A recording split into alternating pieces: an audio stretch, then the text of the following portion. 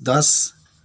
आज प्रश्नावली 7.3 का अध्ययन करेंगे, जिसमें त्रिभुज का क्षेत्रफल हमें निकालना होगा। ABC का मान दिया होगा, तो त्रिभुज का क्षेत्रफल निकालने के लिए जो सूत्र होता है 1/2 x1, यहाँ पर y2 - y3 plus x2, y3 - y1 plus x3 y1 - y2, यानी ये घेरा चलता है।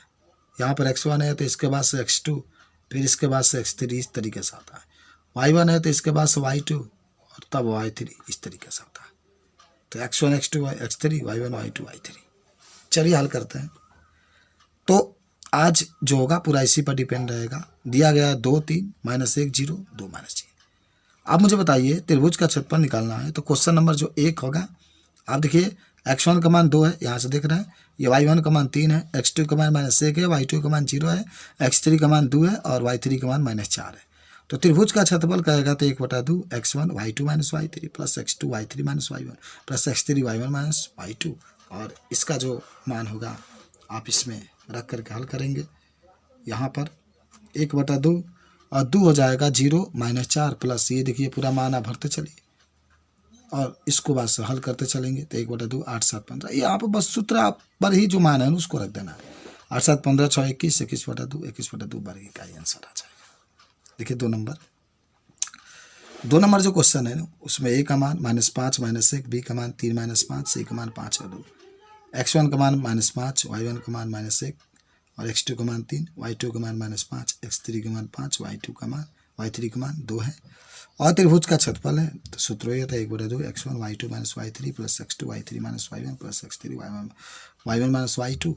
1/2 हो गया -5 और -5 -2, और यहाँ पर x2 का मान 3 है, देखिए यहाँ पर दिया है ना 3।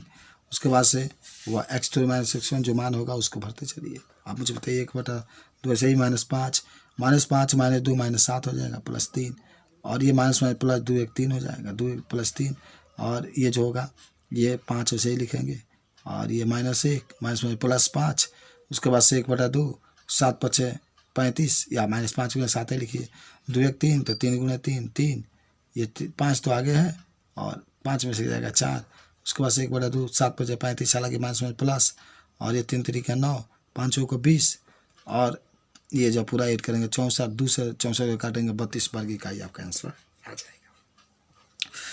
क्वेश्चन नंबर 2 पर हम लोग चलते हैं।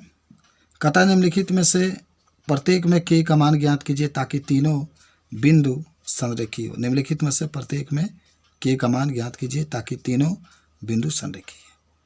तो आपका दिया गया 7 -2, 1 5 1 1 3 के, ये दिया गया। संरेख के लिए क्षेत्रफल 0 होना चाहिए, एक बात याद रखें, ठीक है। तो A और B C का मान ले। तो चलिए देखिए कैसे इसको हम हल करते हैं। यहाँ से हल करेंगे ना, तो त्रिभुज ABC का क्षेत्रफल 0।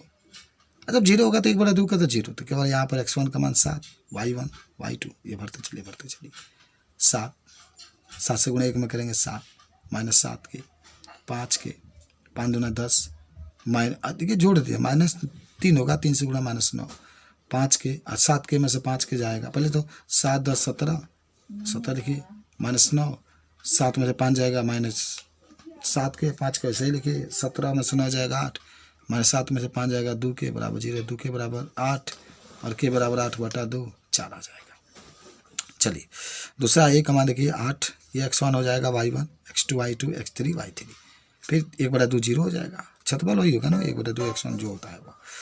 चलिए 8 y2 देखिए -4 y3 -5 -4, हालांकि सूत्र माइनस होता है +5 के -1 -5 -1 2 1 -1 -4 0, 8 और 5 में 4 जाएगा 1 के, और -5 है -1 -6 2 -5 देखिए +4 1 5 हो जाएगा, 8 यहाँ पर -6 के 10 बराबर 0, -6 के +18 बराबर 0, तो के बराबर -18/-6 माइनस कैंसिल, के बराबर 3 आ गया। चलिए क्वेश्चन नंबर 3 के पास हम लोग चलते हैं।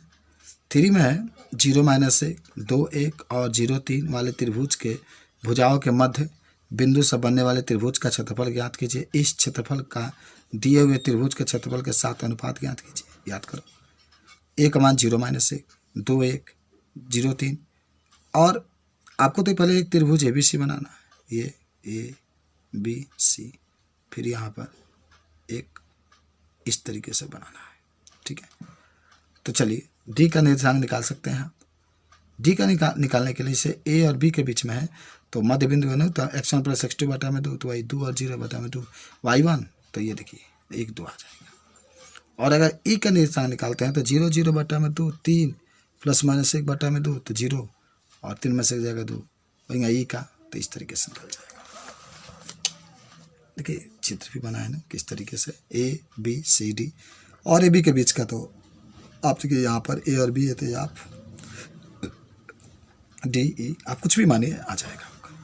चलिए पहले आप त्रिभुज ए बी सी का मान निकालते हैं, तो ये x1 y1 ये x2 y2 ये x3 y3, तो त्रिभुज का क्षेत्रफल 1/2 x1 y2 माइनस y3 इस तरीके से रखते चलिए तो आपका आ जाएगा 4।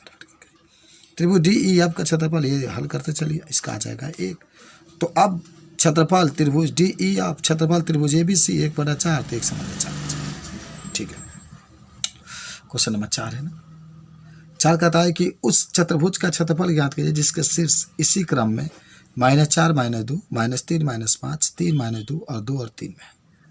तो देखिए माना दिए गए चतुर्भुज का शीर्ष है -4 -2 बी है -3 -5 सी है।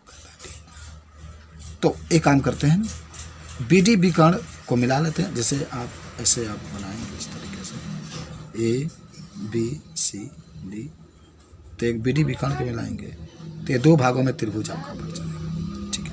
तो एक तो त्रिभुज होगा ए बी डी, तो पहले ए बी डी का क्षेत्रफल निकालते हैं, ए बी डी लेंगे, ये x1 y1 x2 y2 x3 y3, ये सी वाला आप नहीं लेंगे, कब जब ये लेंगे तब मान भर के जो होता है सूत्र उस पर रख देंगे। रखने के बाद जो आपका होगा आंसर निकल करके आ जाएगा। देखिए चित्र भी बनाया गया है कितना, तो 23/2 वर्ग इकाई आ जाएगा। अब जब विकर्ण रखा गया तब क्या आएगा, अब आएगा आपका सी बी डी, तो x1 y1 x2 y2 x3 y3 किसी को भी कुछ भी मान सकते हैं हम लोग। और फिर वह जो त्रिभुज का क्षेत्रफल होता है उस पर 1/2 x1 y2 minus y3 plus x2 y3 minus y1 plus x3 y1 minus y2 इसी पर रखकर हल करेंगे 33/2 आ जाएगा, ठीक है। तो इस तरीके से क्षेत्रफल पूरा का क्षेत्रफल अलग अलग है ना, आपको तो ये जो पूरा का यहाँ से लेकर के पूरा क्षेत्रफल बताना है, तो दोनों जो आया क्षेत्रफल को आप जोड़ देंगे 23/2 33/2 56/2 काट देंगे तो 28 आ जाएगा, ठीक है। आइए क्वेश्चन नंबर हम लोग 5 पढ़ते हैं। और कक्षा 9 में आपने पढ़ा है कि किसी त्रिभुज का माध्यिका उसे बराबर क्षेत्रफल वाले 2 त्रिभुजों में विभाजित करती है, तो उस त्रिभुज एबीसी के लिए एक परिमाण का सत्यापन कीजिए जिसके शीर्ष ए का मान 4 - 6 बी का मान 3 - 2 सी का मान 5 2 है। चलिए हल करते हैं। पहले तो आपको मैं थोड़ा सा फिगर समझा दूँ। ये फिगर आप कहाँ देख रहे हैं, यहाँ ए यहाँ बी यहाँ पर सी। ए का मान आप देख रहे हैं 4 - 6 3 - 2 4 0 5 2, ये बी सी आपका है डी है। यानी आपको क्या हल करना है, ए डी बी का क्षेत्रफल ए डी सी के क्षेत्रफल के बराबर होगा। चलिए तो डी का निर्देशांक कैसे निकलेगा, ये x1 है y1 है x2 है y2 है, तो x1 प्लस x2 बटा में 2 y1 प्लस y2 बटा में 2 5 3 8 2 से 8 को काटेंगे 4 और 0 हो जाएगा। 4 और 0 इसका निर्देशांक आ चुका है। तो वही बात पहले हम लोग क्षेत्रफल निकालेंगे ए बी डी का, तो ये x1 हो जाएगा y1 ये x2 y2 x3 y3 किसी कुछ भी मानिए लेकिन ए बी डी ही लेना है। और 1/2 आप जरा देखिए 4 -2 -0 ये सब आपको रखना है, रख करके हल करते चले जाना, बात वही होगी। तो आपका 3 इकाई आ जाएगा। अब त्रिभुज ए सी डी का, ए सी डी कहाँ है, देखिए ए यहाँ पर है सी यहाँ पर है डी यहाँ पर है, इसका क्षेत्रफल निकालेंगे तो ए सी डी का क्षेत्रफल होगा 1/2 रखते चलिए, तो इसका भी 3 वर्ग इकाई आ जाएगा। और दोनों का क्षेत्रफल बराबर आ गया, तो हम लोग कह सकते हैं कि ये एक तरीके से, लेकिन क्षेत्रफल माइनस में होता है, हमेशा इसको प्लस में लिखते हैं क्योंकि क्षेत्रफल का भी माइनस में नहीं होता है। और इस तरीके से ये जो 7.3 अभ्यास होता है ये भी समाप्त होता है।